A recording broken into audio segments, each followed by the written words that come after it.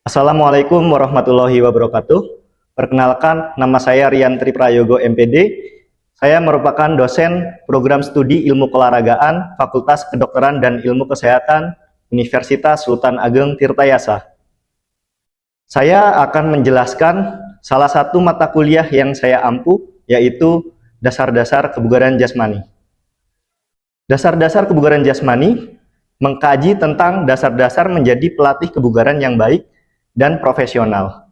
Pada mata kuliah ini, mahasiswa akan mempelajari mengenai konsep-konsep dalam latihan kebugaran dan membuat program latihan kebugaran. Dasar-dasar kebugaran merupakan mata kuliah konsentrasi wajib pilihan dengan bobot 2 SKS teori yang dapat dikontrak pada semester ganjil. Capaian pembelajaran dalam mata kuliah ini yaitu 1. Mahasiswa memahami konsep kebugaran jasmani. 2. Mahasiswa memahami dan dapat melakukan asesmen atau penilaian kebugaran jasmani. 3. Mahasiswa mampu memahami macam-macam komponen latihan kebugaran jasmani. 4. Mahasiswa mampu membuat program latihan kebugaran. Materi-materi pembelajaran mata kuliah Dasar-Dasar Kebugaran Jasmani meliputi 1. Pengertian kebugaran jasmani, 2. Penilaian atau asesmen kebugaran, 3. Fleksibilitas, 4. Kardiorespiratori, 5. Latihan core, 6. Latihan keseimbangan, 7. Latihan pliometrik, 8. Latihan kecepatan, 9. Latihan kelincahan, 10. Latihan reaksi, 11. Latihan kekuatan, 12. Desain program terintegrasi menggunakan model Optimum Performance Training atau OPT. Sistem pembelajaran mata kuliah ini dengan cara tatap muka. Metode pembelajaran dengan ceramah, diskusi, dan case-based learning. Ceramah dilakukan supaya penyampaian materi menjadi lebih efisien dan dapat mudah dipahami. Diskusi dilakukan untuk dapat merangsang mahasiswa dalam berpikir secara kritis. Dan case-based learning dilakukan supaya mahasiswa mampu mengaitkan materi pembelajaran dengan masalah yang nyata serta dapat mengembangkan kemampuan pemecahan masalah yang nyata serta dapat mengembangkan kemampuan pemecahan masalah dan kemampuan kerjasama dalam kelompok. Kuis dilakukan menggunakan aplikasi Quizzes supaya hasil nilai langsung dapat kita lihat. Pengumpulan tugas menggunakan aplikasi Spada Untirta. Untuk mempersiapkan perkuliahan, saya selalu mempersiapkan RPS, bahan ajar dengan presentasi, video terkait materi, pustaka. Di sini saya menggunakan sumber dari buku karya Michael A. Clark dengan judul NISM Essential of Personal Fitness Training 4th Edition. Sumber yang kedua dari Jansen Ongko, Panduan Belajar Pelatih Kebugaran Fitness Trainer Study Guide edisi ke-7. Sistem penilaian dalam mata kuliah ini dengan bobot sebagai berikut. Kuis 5%, case-based project dengan bobot 55%, UTS dengan bobot 20%, dan UAS 20%. Selanjutnya saya akan menampilkan video proses pembelajaran. Berikut videonya.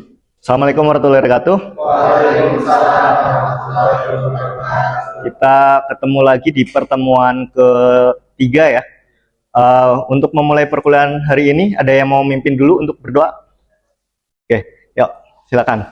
Marilah teman-teman, sebelum memulai mata kuliah pada pagi ini, mari kita berdoa menurut kepercayaan masing-masing, berdoa dalam hati dimulai.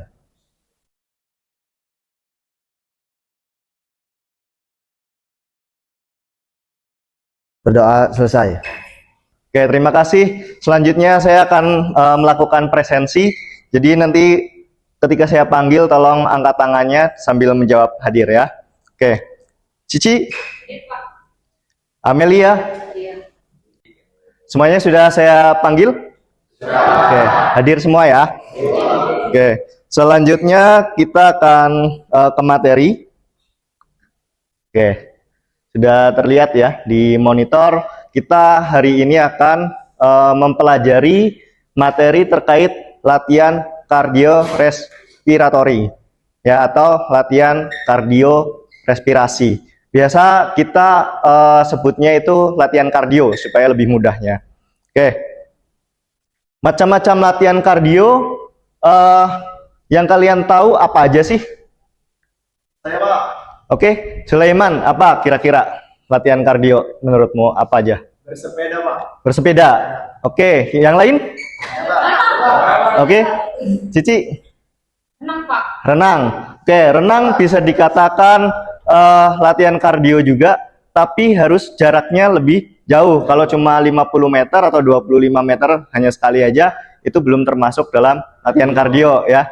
Ada lagi? Oke. Jogging, Pak. Jogging. Oke, bagus banget jawabannya tadi ya. Mari kita lihat macam-macam latihan kardiorespirasi itu apa aja. Di sini ada jalan. Jadi jalan itu juga termasuk dalam latihan kardio. Jogging, senam aerobik, bersepeda. Ini olahraga-olahraga yang sebenarnya murah, bisa dilakukan kapanpun dan dimanapun ya. Terus dan lain-lain. Dan lain-lain ini macam-macam tadi seperti berenang. Terus sirkuit training juga termasuk dalam latihan kardio ya. Nanti kalian akan melihat video bagaimana tren olahraga saat ini. Setelah COVID, masyarakat sudah mulai sadar akan pentingnya olahraga. Masyarakat mulai sering latihan berlari ya, kardio, bersepeda, terus event-event maraton pun itu sudah mulai semakin banyak. Nah, silakan nanti mahasiswa bisa melihat video ini dan silakan nanti ditanggapi. Tren lari maraton di Indonesia berkembang luas pada dekade terakhir. Sejumlah faktor mendorong tren ini, termasuk meningkatnya kesadaran hidup sehat, serta tersedianya sportwear, sneaker, dan gadget yang menciptakan prestis tersendiri bagi para pelari. Ekosistem olahraga lari pun bermunculan, mulai dari komunitas lari dan pasien, kelompok lari bersertifikat, race management, bersama dengan menjadikan lari dengan berbagai skala event. Oke, dari video tadi kira-kira ada tanggapan nggak dari teman-teman? Oke, apa? Menurut saya tadi setelah melihat video tanggapan saya dapat dilihat masyarakat itu masih sangat membutuhkan pemahaman-pemahaman dari kepelatihan olahraganya itu, Pak. Oke, jadi dengan semakin berkembangnya minat masyarakat untuk berolahraga, terutamanya kardio ya, masyarakat itu perlu pemahaman bagaimana latihan kardio yang baik.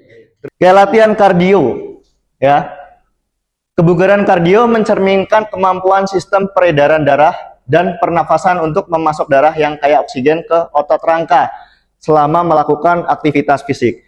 Jadi kebugaran kardio kita itu akan menunjukkan bagaimana kemampuan jantung memompa darah ke seluruh tubuh. Jika kebugaran kardio kita baik, maka jantung kita memompa darah ke seluruh tubuh itu akan baik. Jadi pasokan darah yang membawa oksigen itu akan semakin efektif. Nah, kebugaran kardiorespirasi adalah salah satu dari 5 komponen kebugaran fisik yang berhubungan dengan kesehatan. Ya, jadi kita akan paham bahwa komponen kebugaran itu ada kesehatan dan ketampilan. Nah, kardio termasuk dalam komponen kesehatan. Bersamaan dengan kekuatan otot, daya tahan otot, kelenturan, dan komposisi tubuh. Selanjutnya, kebugaran kardiorespirasi sangat penting untuk kesehatan dan kebugaran, serta kemampuan untuk melakukan aktivitas dalam kehidupan sehari-hari tanpa mengalami kelelahan yang berlebihan. Jadi, bugar ya bagaimana kita melakukan aktivitas fisik sehari-hari tapi tanpa mengalami kelelahan yang berarti. Oke, di sini ada yang tanyakan? Sudah paham ya? Oke, kita lanjut. Oke, di sini saya akan menjelaskan fase sesi latihan kardio ya, ada 3. Ya, umumnya dalam satu sesi latihan pasti terdiri dari 3. Ada fase pemanasan, fase pengkondisian atau latihan inti, ada juga fase pendinginan, ya.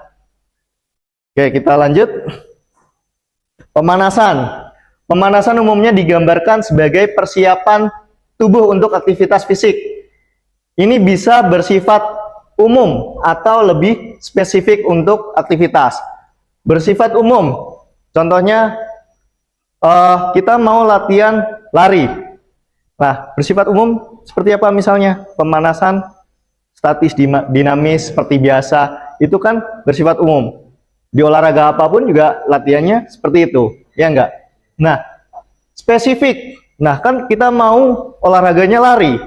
Ya, pemanasannya spesifik terkait gerakan-gerakan lari. Contohnya ABC, drill. Nah, itu bisa dilakukan sebelum kalian melakukan latihan lari. Jadi seperti itu. Yang tujuan dari pemanasan adalah untuk meningkatkan detak jantung dan pernafasan, meningkatkan suhu jaringan, dan secara psikologis mempersiapkan individu untuk intensitas pelatihan yang lebih tinggi. Jadi pemanasan itu bisa di heart rate kira-kira antara 50% heart rate maksimum sampai intensitas ringan hingga sedang. Nah, kalau kita mau latihannya intensitas sedang, ya paling enggak pemanasan di intensitas ringan.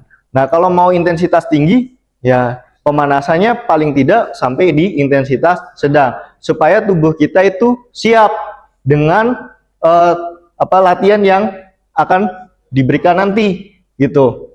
Jadi jantungnya sudah mulai adaptasi, ya kan? Terus pernafasannya sudah siap.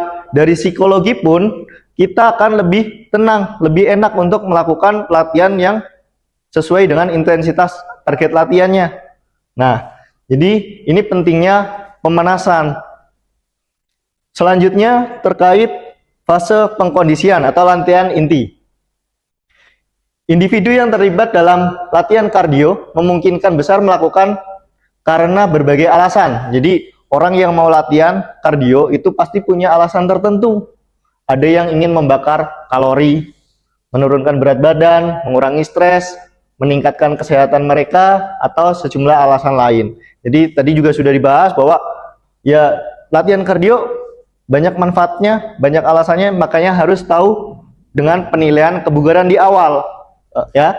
Terus poin pentingnya adalah latihan kardio intensitas rendah biasanya akan menghasilkan beberapa peningkatan dalam kesehatan.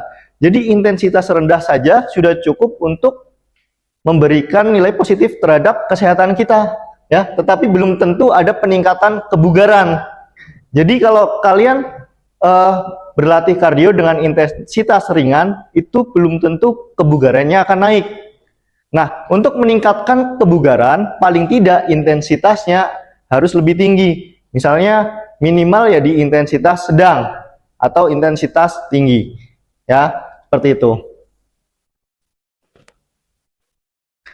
Oke, di sini di latihan inti kalian harus membuat target latihan. Nah, target latihannya dengan mengontrol intensitas heart rate kita. Jadi latihan kardio intensitasnya ya harus melihat detak jantung per menit kita. Nah, di sini ada intensitas rendah atau zona 1. Itu di 65% sampai 75% HR max itu heart rate maksimal. Intensitas sedang zona 2 itu di 76 sampai 85% heart rate maksimal. Intensitas tinggi di 86% sampai 95% heart rate maksimal. Nah, bagaimana kita mengetahui heart rate maksimal kita? Itu dengan cara 220 kurangi usia. Oke, kira-kira kalian umurnya berapa? 20. Oke, umur 20 tahun. Berarti HR maksimal 220 kurangi umur berapa tadi? 20. Ini kelihatan enggak? Kelihatan ya? Berarti berapa? Oke, 200. Oke.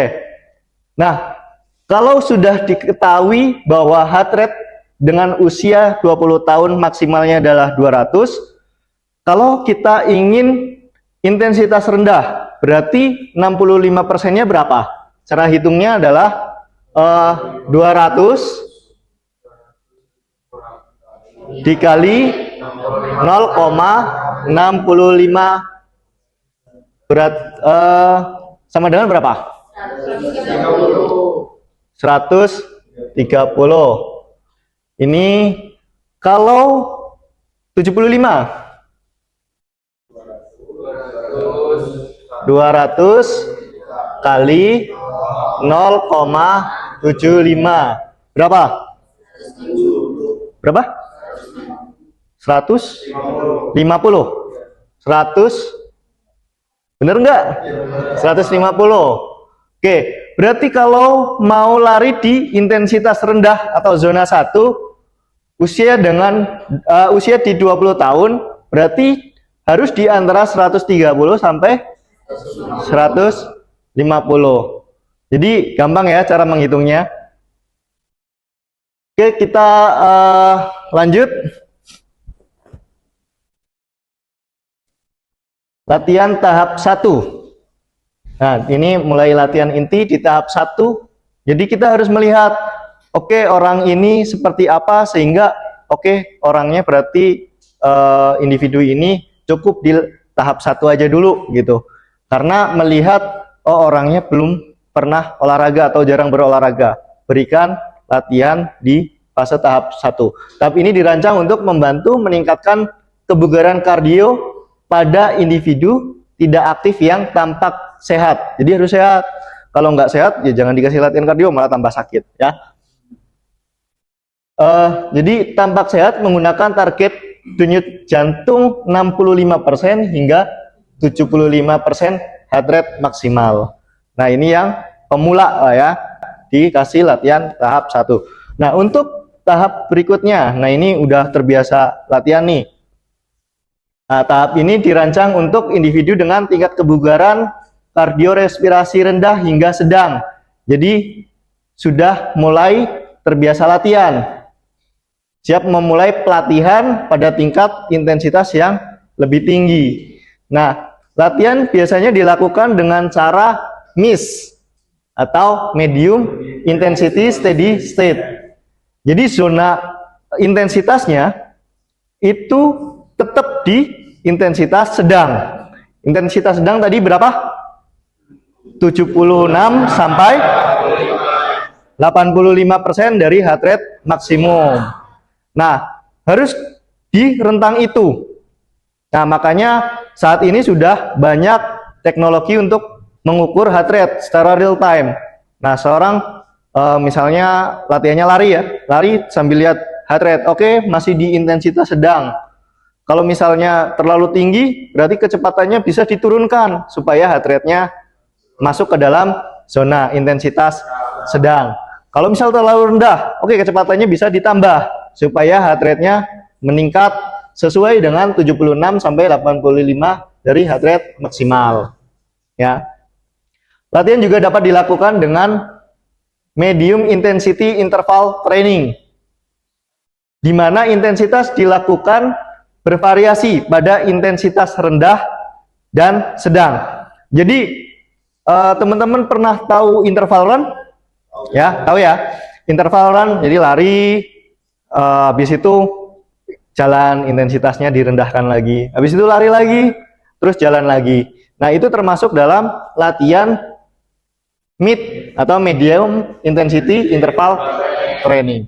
Jadi intensitasnya naik turun naik turun. Ya, karena seseorang ini baru ingin menaikkan kebugaran yang tadinya kebugarannya rendah, ingin ditingkatkan ke kebugaran sedang atau baik. Jadi kalau lari terus atau steady state, mungkin dia akan kelelahan. Jadi diturunkan lagi, habis itu dinaikkan lagi, diturunkan lagi. Seperti itu. Jadi ada interval naik turun naik turun. Itu bisa juga dengan waktu, ya. Misalkan 1 menit atau 3 menit saya lari, terus 3 menit berikutnya jalan, terus lari lagi, jalan lagi, atau mungkin dengan penanda, misal di lintasan lari di atletik, tahu ya? Nah, kalian bisa mungkin pas di tikungan jalan, pas lurus lari, pas tikungan jalan lagi, terus lari lagi. Nah, itu bisa dilakukan ya. Selanjutnya latihan tahap 3. Jadi tahap 3 ini untuk individu tingkat lanjut yang memiliki basis tingkat kebugaran kardiorespirasi yang cukup tinggi. Biasanya ini yang sudah memang rutin berolahraga atau atlet. Jadi latihan dapat menggunakan interval dengan intensitas pada zona denyut jantung 1, 2, dan 3. Jadi zona 1, 2, 3 atau intensitas rendah, sedang, tinggi. Jadi bisa interval. Misalnya lari, kenceng, ada sprintnya.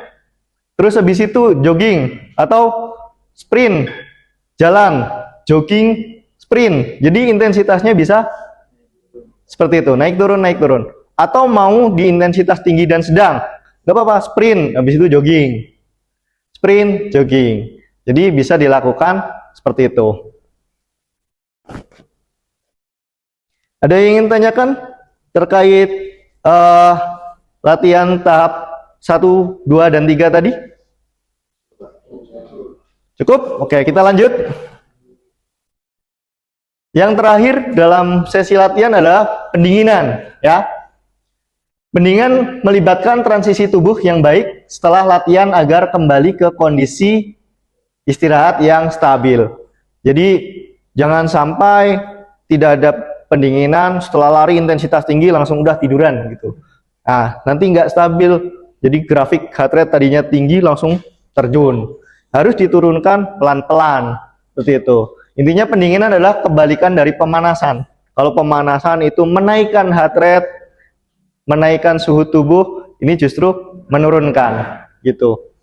Porsi latihan ini sering diabaikan. Nah, pasti teman-teman mahasiswa di sini ada yang udah latihan selesai, udah pulang aja gitu kan. Nah, sering diabaikan, dianggap kurang penting. Tapi penggunaan pendinginan yang tepat dapat berdampak signifikan pada kesehatan secara keseluruhan. Jadi ini akan punya dampak yang positif sebenarnya untuk kesehatan secara keseluruhan. Nah, waktu yang cukup untuk periode pendinginan adalah sekitar 5 hingga 10 menit. Jadi mirip dengan pemanasan sebenarnya. Oke, di sini ada yang tanyakan terkait pendinginan? Pendinginan itu bisa dengan cara apa saja sih kira-kira? Berjalan. Oke, tadi kan misalnya yang intensitas sedang, lari ya, atau intensitas tinggi, ya udah diturunkan dengan jalan dulu. Seperti itu. Terus ada lagi? Dengan stretching. Ya, stretching itu juga bisa digunakan untuk pendinginan. Seperti itu, ya. Oke, nanti silakan bentuk kelompok berempat ya. Berempat, nanti silakan diskusikan dengan teman-temannya, teman-teman kelompok. Di sini ada data, ada namanya Andi ya, jenis kelamin laki-laki, umurnya juga udah jelas, pekerjaannya seorang akuntan, berarti akan banyak di depan layar komputer. Riwayat penyakitnya nggak ada, berarti nggak ada masalah terkait penyakit. Aktivitas fisiknya, pekerja kantoran, tapi sudah aktif sebenarnya untuk futsal 1 sampai 2 kali seminggu. Tingkat kebugarannya tapi masih kurang, jadi mungkin futsalnya ya banyak jalan mungkin atau cuma berdiri gitu, ya kan? Jadi kebugarannya ternyata masih kurang. Nah, dia pengen latihan kardio nih, ingin meningkatkan kebugaran. Nah, tapi dia cuma punya waktu 3 kali per minggu. Jadi dia hanya bisa latihan frekuensinya 3 kali per minggu. Nah, silakan nanti diskusi bersama teman kelompoknya, membuat rekomendasi latihan kardio untuk Andi. Oke, silakan bisa kursinya dibuat berkelompok 4-4. Gitu. Ya, silakan didiskusikan dengan teman kelompoknya.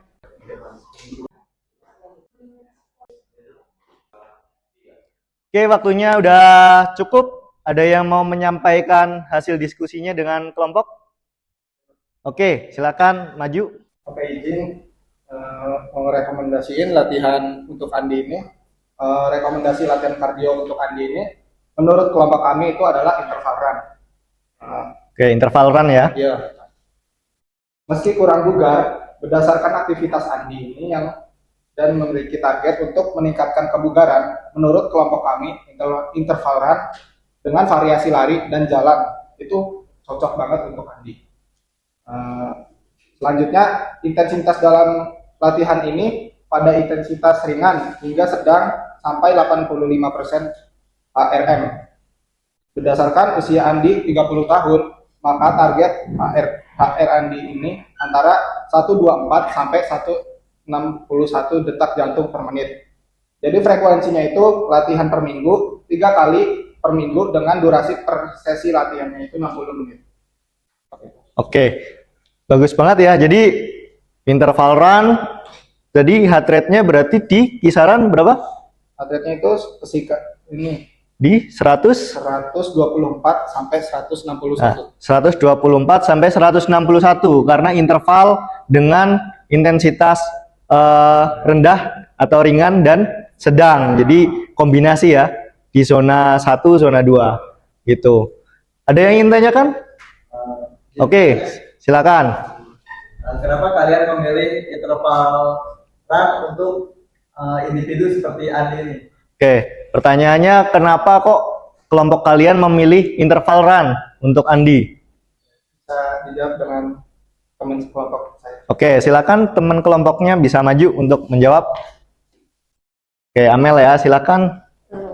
Jadi sebelumnya izin menjawab pertanyaan tentang kenapa kita nih ngerekomendasiin si Andi ini buat interval run. Nah, Oke. karena kan yang pertama dia tuh masih kurang gitu tuh tingkat kebugarannya. Jadi takutnya kalau kita ngegunain medium steady state itu dia tuh nggak sanggup gitu, nggak mampu untuk menyelesaikan sesi latihan dengan target 60 menit gitu. Terus juga kan dia baru mulai latihan, jadi pasti dia masih harus meningkatkan kebugarannya juga gitu. Mungkin kayak gitu jawabannya. Oke, tepuk tangan dulu. Jadi bagus banget ya jawabannya bahwa Andi ini kan kebugarannya masih kurang nih, tapi dia ingin meningkatkan kebugaran. Nah, karena kurang makanya intensitasnya tidak langsung steady state. Karena 3 kali per minggu berarti tadi kan 60 menit ya per sesi, 60 menit per sesi. Kalau memang steady state dan kebugarannya kurang, dia takutnya nggak sampai selesai. Targetnya 60 menit, jangan-jangan baru 30 menit udah nggak kuat nih. Jadi tidak sesuai dengan target sesi latihannya. Makanya 60 menit tapi dengan steady state. Nah, supaya bisa lebih lama makanya dia ada jalan, lari lagi. Jalan, lari lagi. Supaya kebugarannya meningkat dengan intensitas sedang tadi. Tadi sudah sesuai anjuran WHO ya, 3 kali per minggu 60 menit. Berapa kali? 60 kali 3 berapa? 180 menit. Itu sudah sesuai dengan anjuran WHO. Seperti itu. Oke. Waktu kita sudah selesai. Ada yang ingin tanyakan terkait materi hari ini? Cukup? Materinya sudah paham ya? Latihan kardio. Oke, kita akan ketemu lagi minggu depan dengan materi selanjutnya. Ada yang ingin menutup perkuliahan hari ini dengan doa? Oke. Sikap sempurna ya, silakan berdoa. Oke, Ricky silakan pimpin. Sebelum mengakhiri mata kuliah pada hari ini, marilah teman-teman kita berdoa menurut kepercayaan masing-masing, berdoa dalam hati, dimulai. Berdoa selesai. Amin. Terima kasih semuanya untuk pertemuan hari ini. Wassalamualaikum warahmatullahi wabarakatuh. Waalaikumsalam warahmatullahi wabarakatuh.